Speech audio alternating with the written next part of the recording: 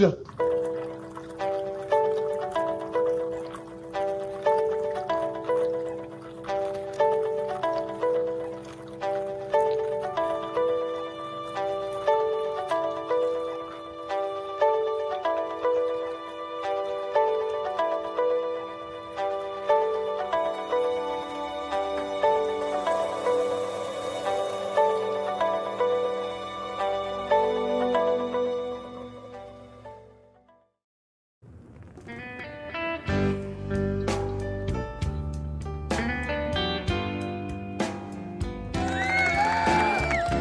Good morning. Good morning, everybody. It's me, Mitch. How are you? TGIF. Almost time to hit the road. Check. Anyway, welcome to Morning Coffee with Mitch. I didn't think I was going to be here this morning, but I can't live without you guys. So here I am, and I'm going to be leaving shortly thereafter. But in the meantime, drink it if you got it.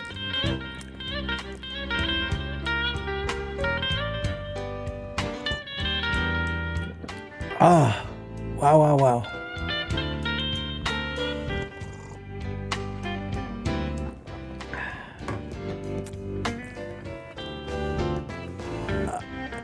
I feel like I've done a day's work already. You'd think I was going on a round-the-world cruise, gathering up all the stuff that I want to take for an overnighter, basically, over to Kelsey's. Oh, wow. I mean, it's crazy. You know, you walk around and say, well, I might need this, I might need that. Well, I originally said I wasn't going to take any cameras. I wasn't going to worry about making, being on YouTube. And I said, no, I got to do that. Why else go? So now I've got a mobile live streaming studio, basically. It's crazy. But, and then the temperature throws a monkey wrench into it. It's 37 degrees outside now. I got to take the warm clothes, and it might get up to the mid 60s in the afternoon. So you got to take the lighter clothes, and then with me, I got to take my electric toothbrush. I got to take my water pick. I got to take all that stuff that I use every day, just for an overnight. Gone are the days when I could take a tiny little duffel bag, throw a clean pair of underwear and socks in there, and hit the road. Then I got a walker I'm going to take with me, a cane I'm going to take. It's crazy. But the way I'm dressed now, this sweatshirt, this hat, this hood, this is the way I'm going to drive over there and arrive over at Kelsey's this morning, or probably early afternoon. So I'm looking forward to it. So how are you all this morning? How is everybody? We have nobody here. 47 people, basically. Where's everybody? To my eyes to see me, it says 47 people. I don't even see the chat going that fast. There you go. Somebody's there. Barry Simon. Bi-coastal preparations. Yeah, bi-coastal. One coast of Florida to the other. That's about it. Aaron says, is it raining? No, it's going to be gorgeous. The cold front went through yesterday. We had rain all day yesterday, but it's going to be beautiful today. I imagine it will probably be a little bit breezy out there on the water, and that chills it down a little bit. But the sun, it's going to be a clear sky. So we'll see. And Gary says, Dad is driving. So obviously that's Gary's son texting from the car. They're still going. Wow, 7 o'clock in the morning. Unless he's answering He's answering somebody else's question about how you getting there. I didn't see that. Well, at any rate, here we are. Mary M was the first one in. Hi, Mary. Lady June, good to see you this morning. And Sandy Blythe, good morning. Professor Mitch, good morning to you, Sandy. Ryan Dish is here. Excuse me a second. Brian Dish is with us. Hiya, Brian. And Brian says, good morning, Mitch and all the Misfits. TGIF, hope you have a good, relaxed time in Tampa at the Kilts meetup. I certainly need to, and I intend to. I certainly intend to. Wayne Herman is here. Good morning from Lake Gaston, North Carolina. And Mike Seeley, good morning, everyone from Tampa, Florida. I am at the Quality Choice Hotel next to the Brazilian Steakhouse where we're going to eat Saturday. Wow. Michael, good morning to you. That's very convenient. Very, very, very convenient. I'll look forward to seeing you there. And Lucy Work, good morning, Lucy. How are you? Hugh Byra's here. Good morning to you. Tracy Thompson says, good morning. Hi, Tracy. And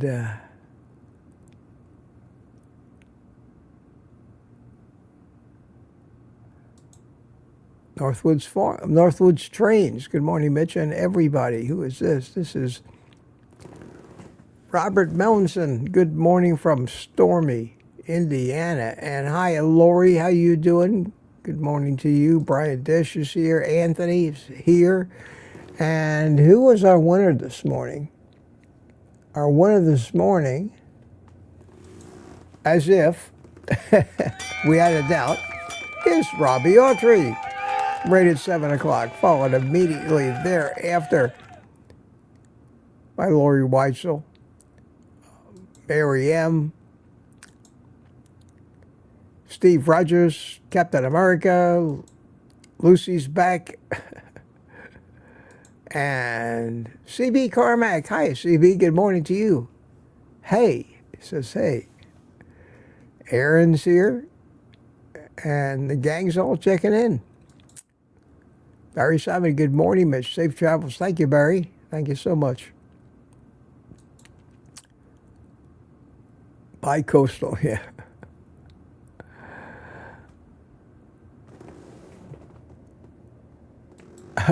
Gary. Anyway, good morning from us both. That's Gary. They're on their way down there. Looking forward to meeting Gary. Donna Ray, Bacon Runner. They do all. And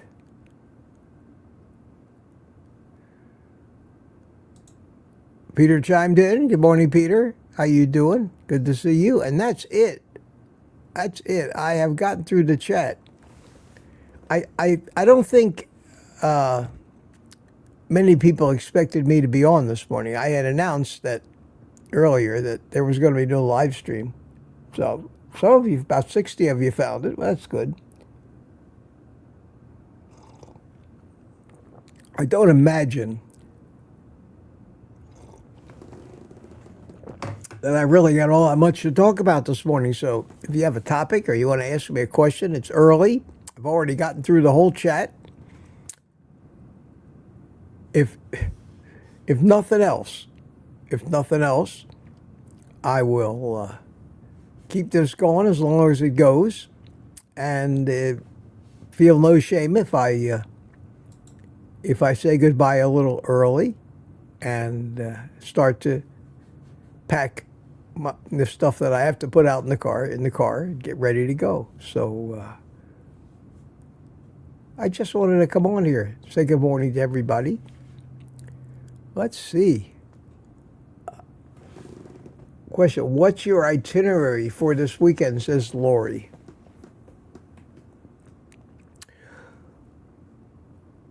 Drive to Sarasota today to Kilsa's house on Bird Key,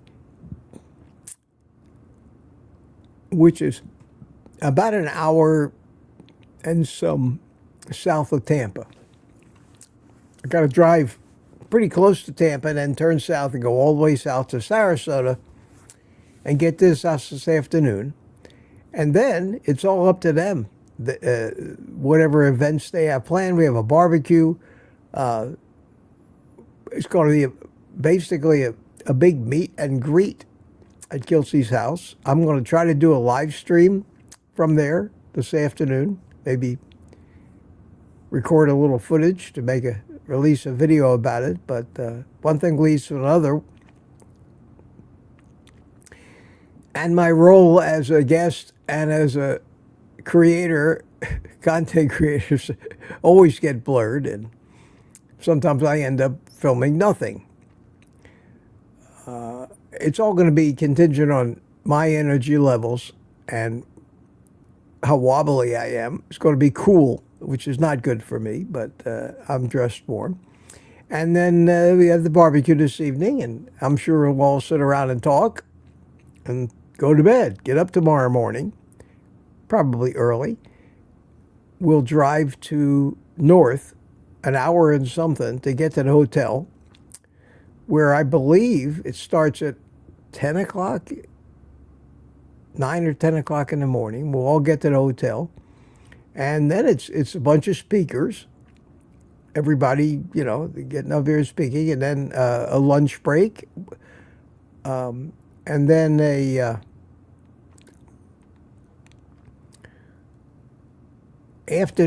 early afternoon session of Q&A, where the audience will be able to ask whoever of us is up on the stage questions and answers. Then we break, and at 4 o'clock, we all wander over to the Brazilian steakhouse and have dinner until 6, at which time the event ends, and yours truly, if I made it that far, hits the road. We'll see. We'll see. It's going to be, it doesn't sound like much, but after basically you have nothing for a year but sitting around the house, this is quite an adventure.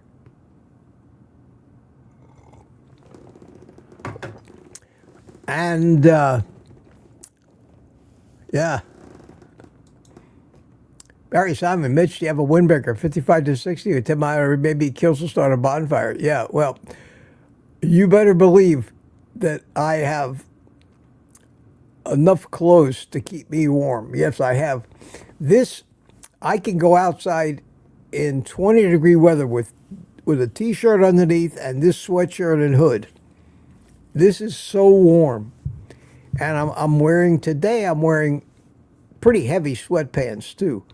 So yeah, 50, 60 degrees is no biggie. And I do have a jacket, a windbreaker that I can even put on top of all of this if I have to. So I'm definitely going to be warm enough.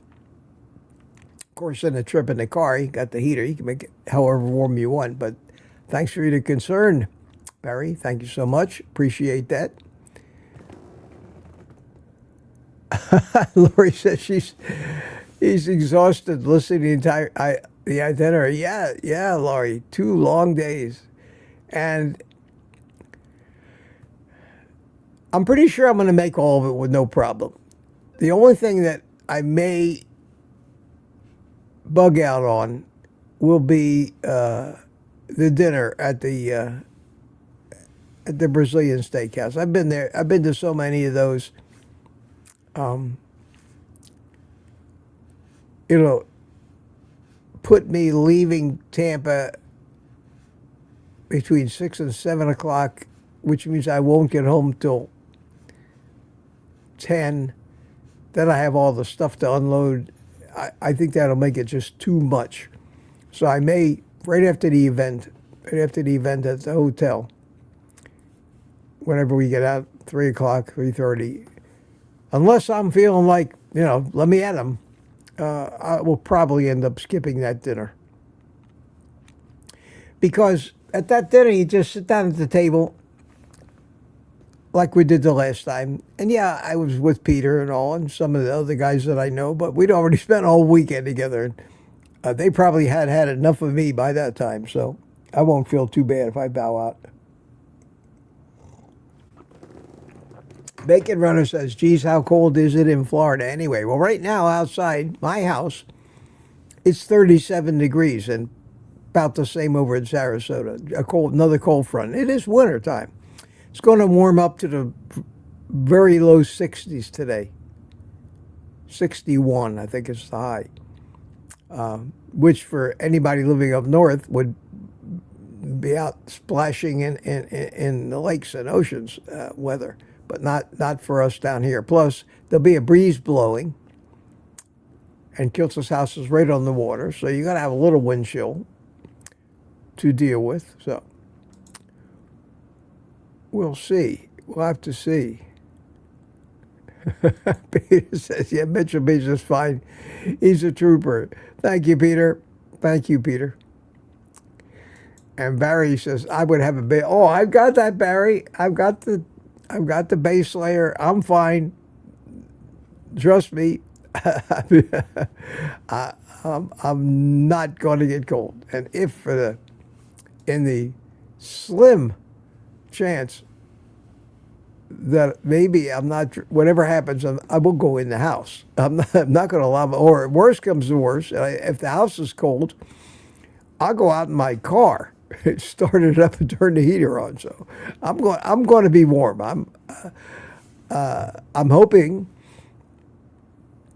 that being exposed to so many people in such a small place doesn't get me some kind of bug. That's, if anything is going to go wrong this weekend, the most likely thing will be that I come back with a cold or something like that.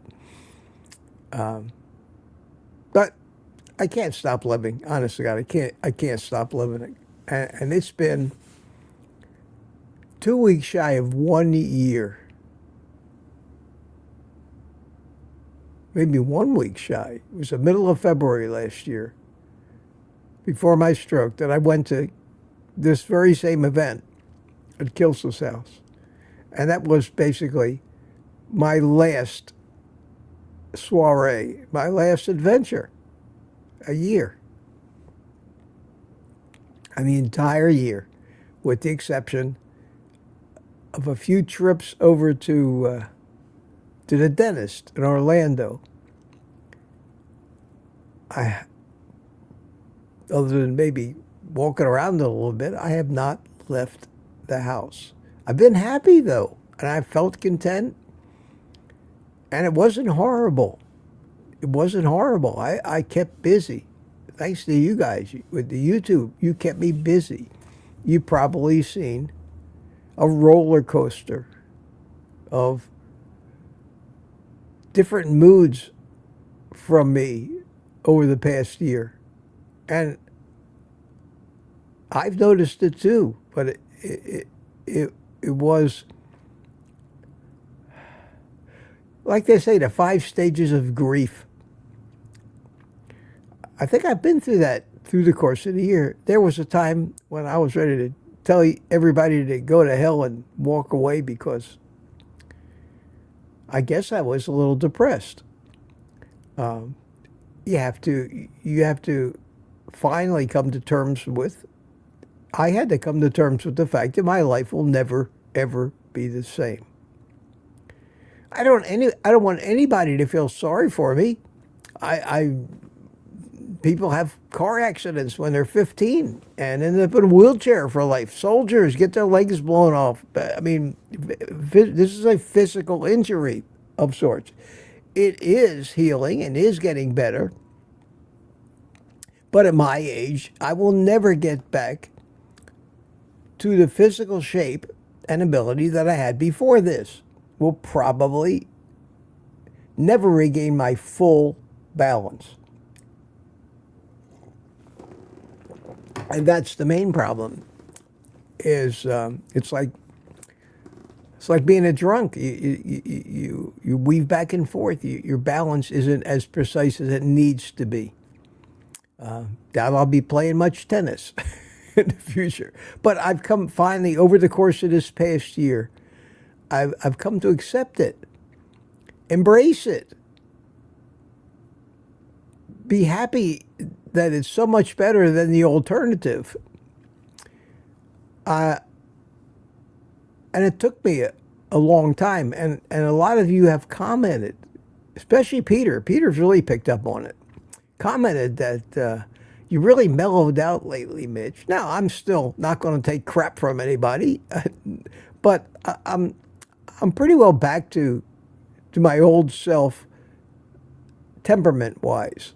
I'm able to laugh off a lot of things that used to get under my skin. Some of that made for interesting commentary, and you know that I don't suffer fools, and that hasn't changed. But my outlook is getting much better, and as time goes on, as more and more time goes on, my fear, and this is the big fear that I've had for a year and haven't talked about it, but my big fear and constant, unrelenting terror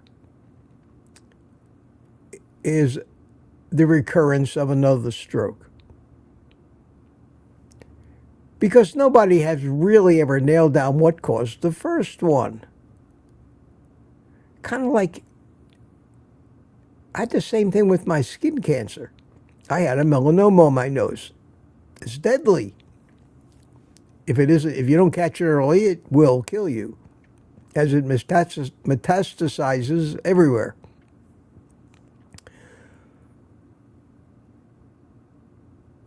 They cut it out. They do all the surgery.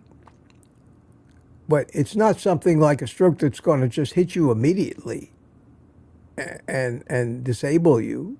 But it is something that you always dread, going back to the doctor, having them look at it, feel those lymph nodes, take maybe another biopsy of something, sweat out the week or two while you're waiting for them to call you with the lab results, because you're talking about something that changes your life or ends it. Well, this stroke thing for the past year, because of the suddenness and unexpected nature of how the stroke came on, just boom. 1 second, I'm fine. 10 seconds later, I'm on the floor. I couldn't move. You're constantly trying to prepare. You're constantly trying to prepare so you'll be ready for that, and it could happen any time. And for the past year, I have never been separated from this button.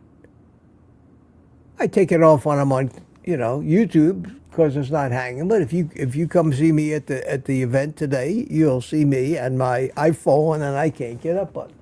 I very rarely get separated. If I get out of bed in the middle of the night and have to go to the bathroom, I take both of those things with me. My fear is that this thing came with such swiftness and unexpectedness that I could get it. And that has been the toughest part, I think, of the whole year, is anticipating a repeat. And of course, the doctors, bless them, will not hesitate to use the fear of that to drum up more business for themselves. That's one of the reasons I'm so disgusted and keep ranting about how ridiculous our medical system is. They're all used car salesmen now. All they're trying to do is get you deeper and deeper into the system,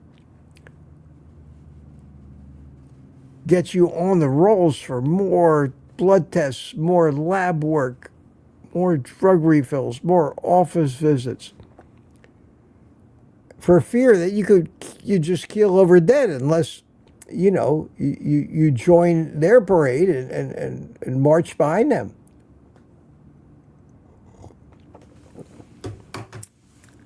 There are some people out there, a lot of people, that get the idea that I'll never see a doctor again, and that couldn't be further from the truth. You do need doctors. You need plumbers too. You need electricians. You need car mechanics. People need me. They need People that can fix their computer or design them a website or rant on YouTube. There are a lot of great doctors out there, but by and large, the majority of them are trapped in the corporate healthcare system and government, and it's all about money. And we talk about that, and everybody calls us conspiracy theorists. I think there's a better word. I think there's a much more applicable word other than conspiracy theorists. I think the word that applies, because I don't think this is a conspiracy. I don't think it started with people, 100 years ago sitting around a big conference table at a World Economic Forum conference type thing, planning the end result of what we got today. What we got today is simply an out-of-control exercise of human nature at its worst. And instead of being called a conspiracy theory, it ought to be labeled opportunism. Because that's what it is. It's opportunism. When the government, because of Ansel Keys, decided to vilify meat and fat and published a low-fat, low-protein recommended diet, it opened up a tremendous opportunity for companies like Nabisco, who could give a shit about your health, but they saw an opportunity. You mean to tell us the government is recommending that we get rid of expensive butter in our baked products and substitute this cheap-ass industrial oils? Sign me up. Sign me up. And they won't let us use animal fats at all. If we do use any fats, cheap oils. And if we can just load it up with grains and sugars and processed crap and chemicals, and they're going to allow us to put the low-fat bragging rights all over the box and hard, healthy all over the box. And you mean that trash we've been selling people and calling breakfast cereal that's making them impotent? Because that was John Kellogg's initial intent, taking away their sex drives? You mean to tell me we could put a label on that says it's healthy and that advice comes direct from the federal government? And using all these new materials is going to triple our profits on top of everything else? Thank you, Lord. That's opportunism. That is how capitalism and commerce works, and that is seizing an opportunity when it just pops up. Most of these things happen with no prior planning, and if you have no prior planning, you can't have a conspiracy. A conspiracy means a bunch of people sitting around planning out every detail. So it's not a conspiracy or a conspiracy theory. It is good old free market capitalism, opportunism at its best. And in that respect, it's not a bad thing. But it generated so much money and so much more opportunity. And you can see that we're not done yet grabbing onto or grasping this opportunity, because new opportunities seem to appear. The weight loss drugs, they pretty well run the cholesterol thing as far as they could. I mean, it's going to be huge, but I don't think it's going to keep accelerating and growing. So they needed another opportunity. And of course, the human race's desire to lose weight. What better opportunity is that? And imagine the bill came out. And now we're accelerated the rate at which I believe we're making the human race sick and killing them and suffer.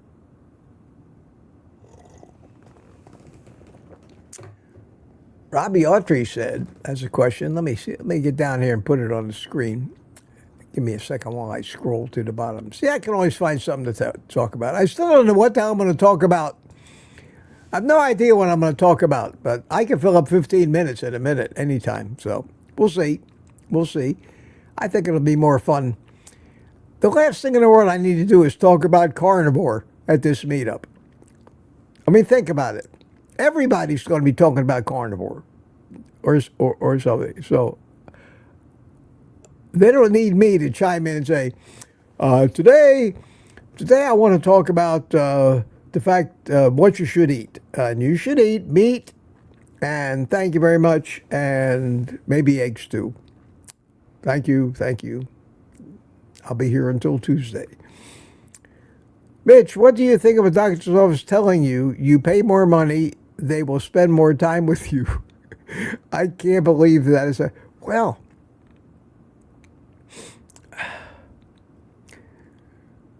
evidently in some dark back room, Robbie, somewhere at some time, the medical community wandering around blindly in the dark bumped into the airline industry, also wandering around blindly in the dark, and they bumped into each other. Kind of like chocolate and peanut butter. And what came out? Reese's.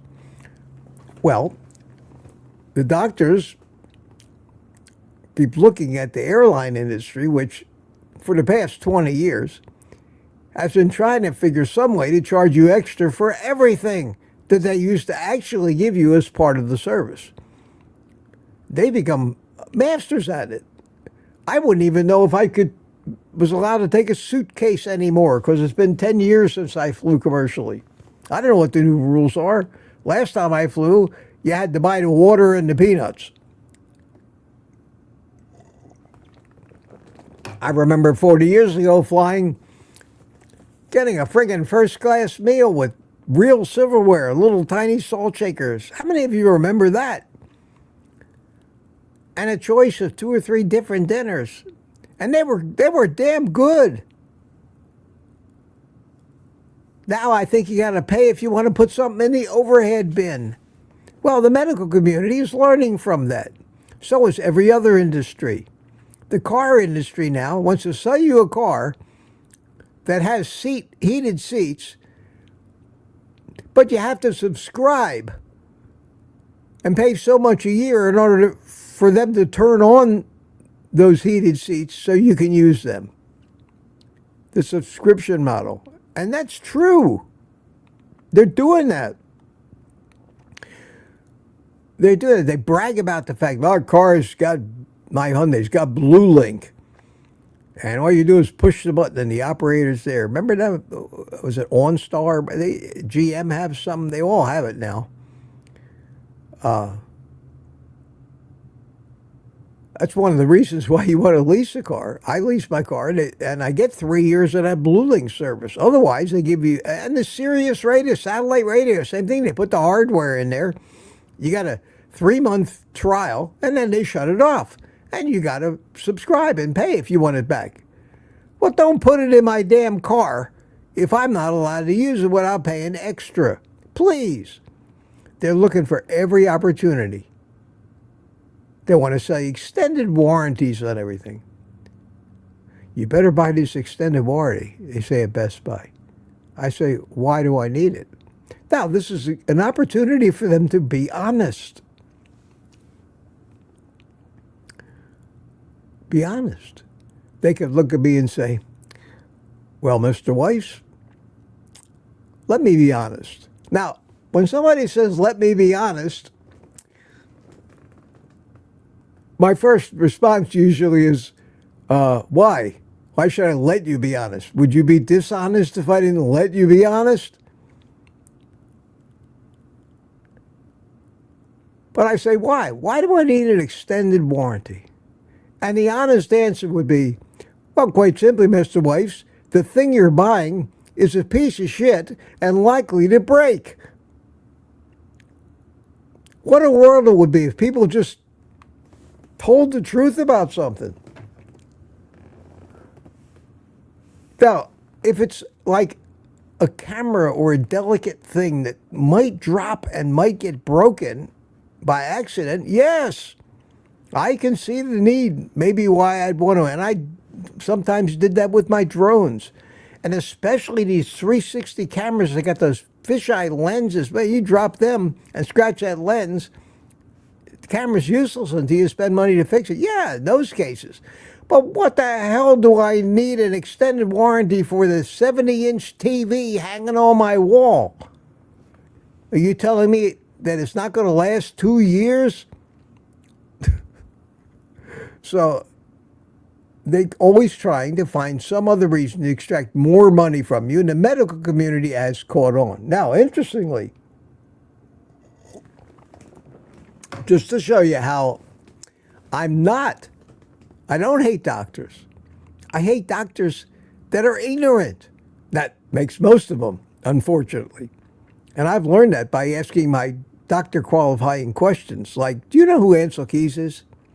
Can you tell me the difference between good cholesterol and bad cholesterol, Doc? Because as I understand it, cholesterol is just a molecule. So saying there's good cholesterol and bad cholesterol is like saying this water is good and this is bad, but it's identical. How do you explain that? And they can't. Well, do I want that guy giving me medical advice? Hell no. So this is going to be a new adventure for me and a reason to make YouTube videos. And I think it'll be interesting. I'm not happy with the VA as my primary care physician. I'm certainly not happy having to rely on urgent care centers if I happen to cut myself or need a little bit of repair work.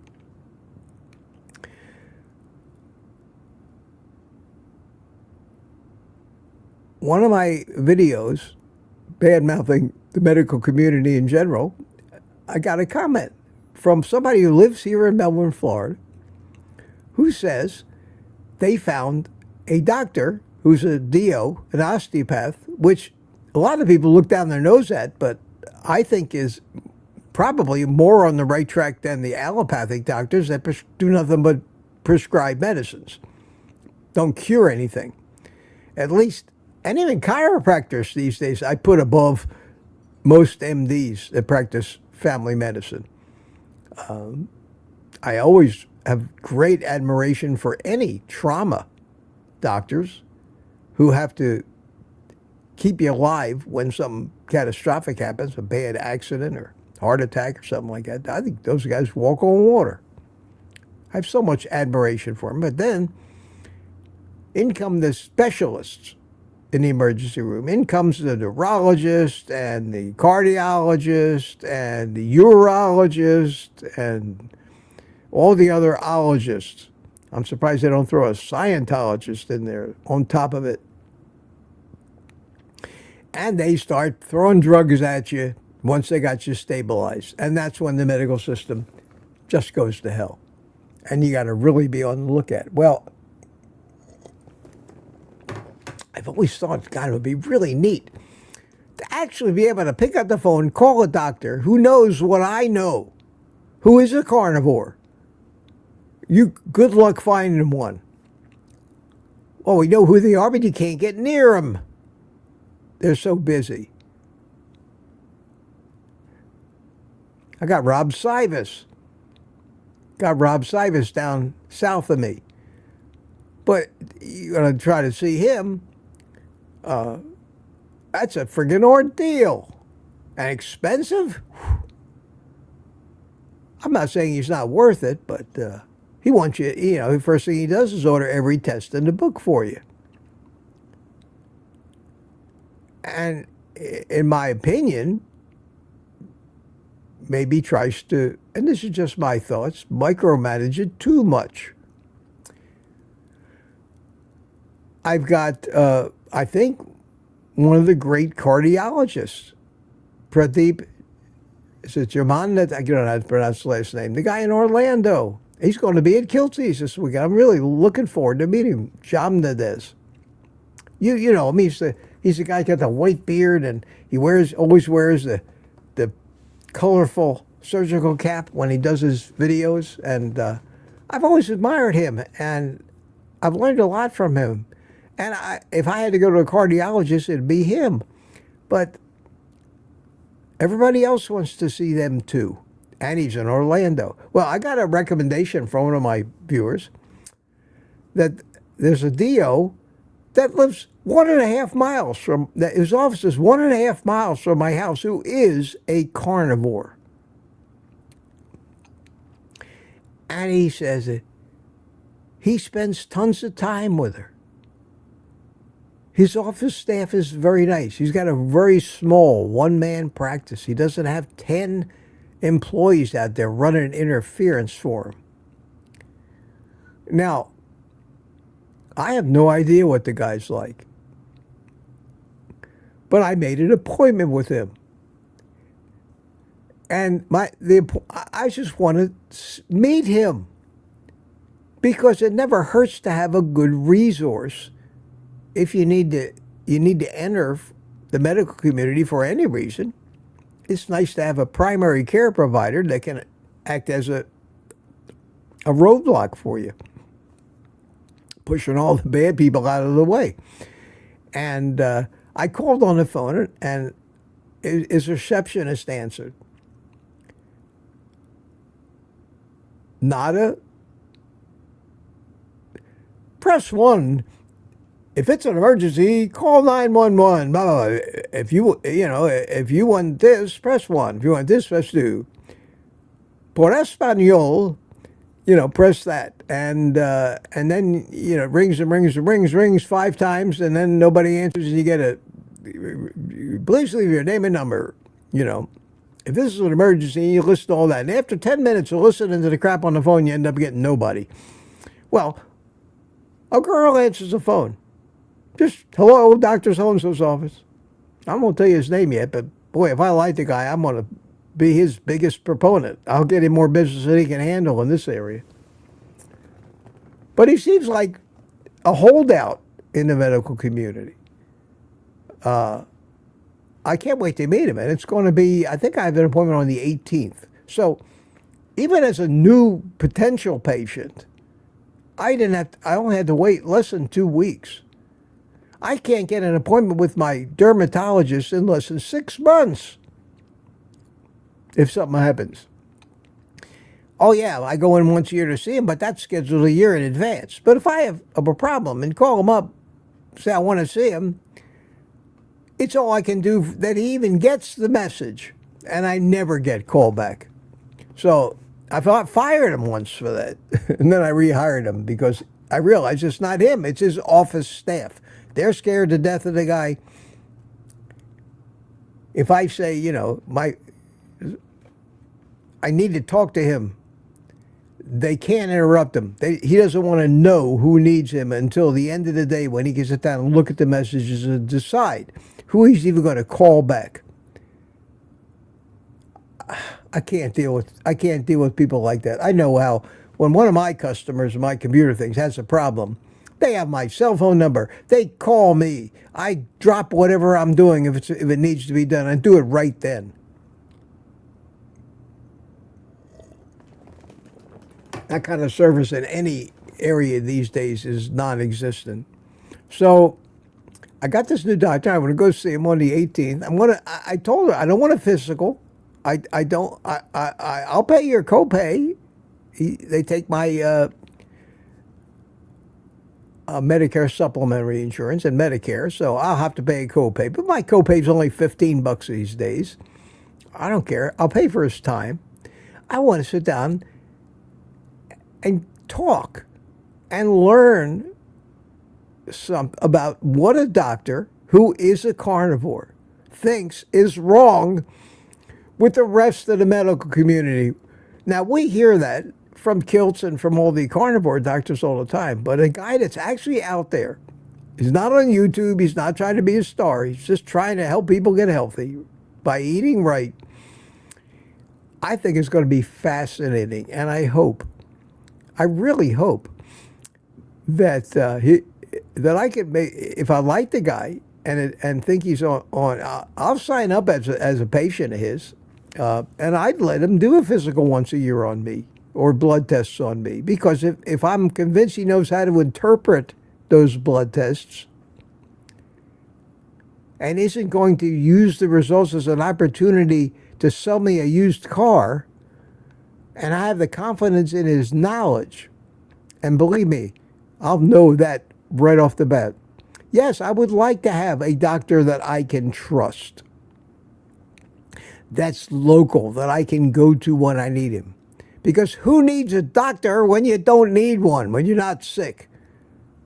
That's what they're trying to do. They're trying to make themselves indispensable during the periods of times when we have no use for them, because our body and our physiology is doing its own thing and doing a better job than they could ever do.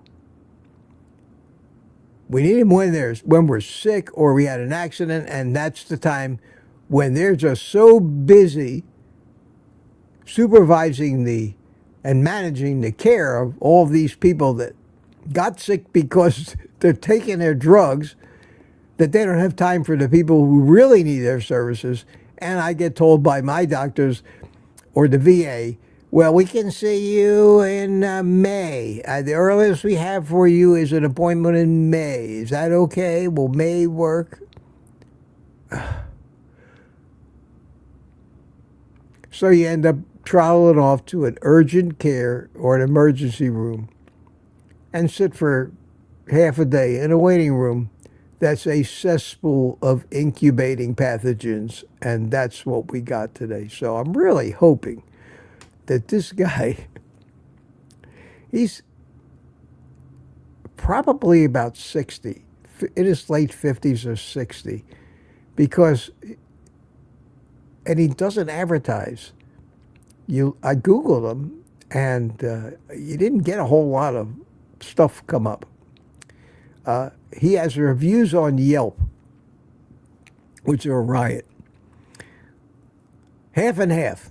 Half the reviews say, this guy is the best doctor I've ever met, the nicest people, the office staff is great, he spends all this time with you, blah, blah, blah, blah, blah. 5-star. Then there's a whole bunch of 1-stars that say, the most miserable office staff I've ever met.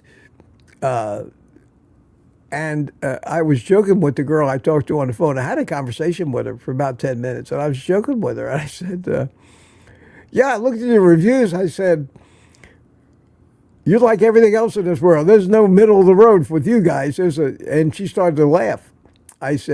She said, well, we get an awful lot of patients that the only reason they come here is to get prescriptions for painkillers. And, you don't realize how many doctors get attacked with new patients. In fact, that's what they suspect when somebody says, I want to maybe have that these people are looking for prescriptions. They're looking to support their habits. And when we tell these people that we don't do that, we're not going to do that for you, they get pissed off and immediately go write one of these scathing reviews. I said, well, I understand that. I said, I wouldn't trust anybody that didn't get 1 or 2 bad reviews sometimes. I've got plenty of bad reviews for me on YouTube out there. Plenty of people badmouth me, but that means you're just not trying hard. It means you're just telling everybody what they want to hear, which means none of it is worth a shit to listen to. Well, see what I mean? Here I was, half an hour ago, was wondering if I'd be able to stretch this out more than 20 minutes, and now it's 10 minutes to 8. And I'm still going, and people are still watching. Peter says, my first meetup was with Mitch in Melbourne, Florida. It was so amazing. I met Mitch, Curry, and Adam from Healing Humanity, Dr. Kills, Dr. Nelson, and John Laspina, carnivore teacher. Yeah, that was last year, 1 year ago, Peter. 1 year ago at this same event. And it's hard to believe that another year has gone by.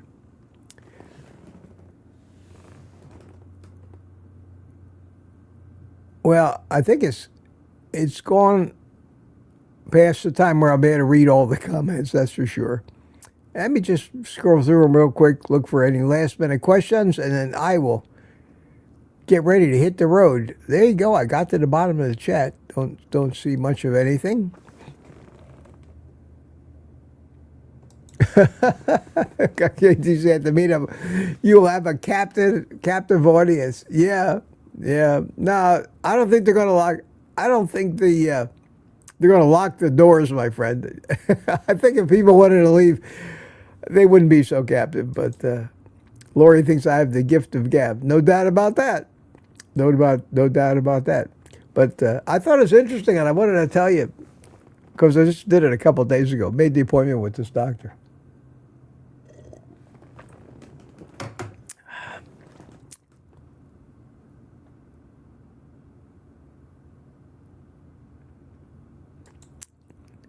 Wonder how much my PA makes per patient when he is there as an employee.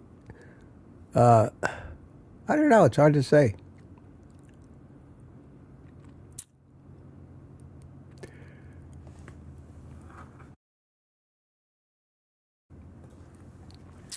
All right.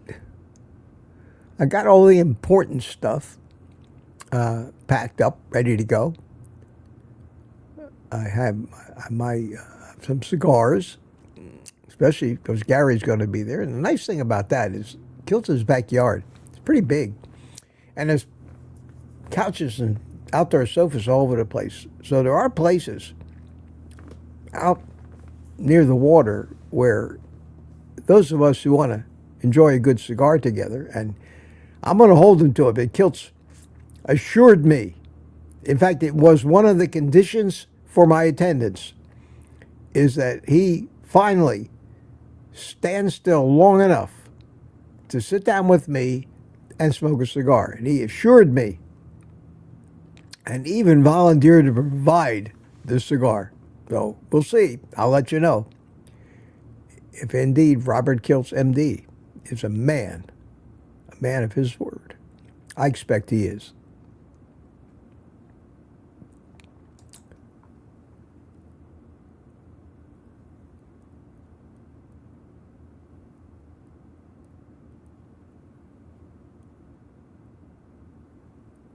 Okay, what else is new? Oh, DS111, Fat Boss update. I'd worried about your Fat Boss for a while. We've all been waiting. My Fat Boss would flip out if I gave my number out to homeowners in whose homes we do work. Yeah, I understand that. Robbie wishes me a great weekend. Enjoy your cigars. Thank you, Robbie. And Lamb says, have a great weekend. And with that, I think we're going to call it a morning, and I'm going to get to it so I can get on the road. The rush hour will be over when I leave, and it should be, hopefully, although it's usually a lot of traffic, clear sailing. Clear sailing by Orlando and by Disney and by the center of the state, Route 27, where it always backs up, and then through Lakeland and almost to Tampa, where I hit the Interstate 75 South and get through Bradenton and down there to Sarasota. And then I've got about 20 or so miles from the interstate through the city of Sarasota and out all the way to the Gulf of Mexico, Gulf of America, we're out on one of those little fingers of land where we're going to have the meetup. So let me play a little happy music for you. Take a second. Say goodbye to everybody. Say goodbye to your friends. More than likely, and it's just, I don't know when or what we're going to do, but more than likely, I am going to pop up sometime today during the day with a live stream from out there behind the house, and with all kinds of people to talk to and say hi to come over and say hi to me and sit down and talk for a few minutes. We'll see. I'm sure Kiltz will be there himself, and Nelson, and Ali is going to be there. This is going to be like, it's going to be like a family reunion. It really is. It really is.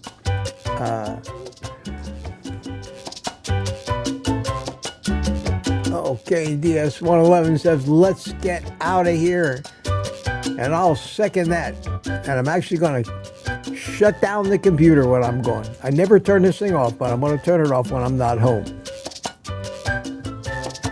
Uh-oh, somebody bought me a coffee. Let me say thank you to whoever it was. Jane bought me 4 coffees. Thank you so much, Jane. Very nice of you. Very nice of you. And Jane says, enjoy your weekend, Mitch. I certainly will. And thank you so much, my friend. Thank you so much. Appreciate it. I appreciate it. Sam's Club has something I can't live without. And with the music ending, I will say, everybody, see you at various times, more than likely, over the weekend. There will be no Saturday Night Live. I will probably be driving home. And I thought about it, about throwing the cell phone up on a suction cup mount in the car and live streaming from the drive home, but I don't want to be that distracted, not on these roads, so that won't happen. Probably take Sunday off to put away everything I packed up and get it back where it belongs, get my life back to normal, and I will see you again on Monday morning after that for Morning Coffee with Mitch. So, with that being said, till later, take the rest of the day off and eat meat.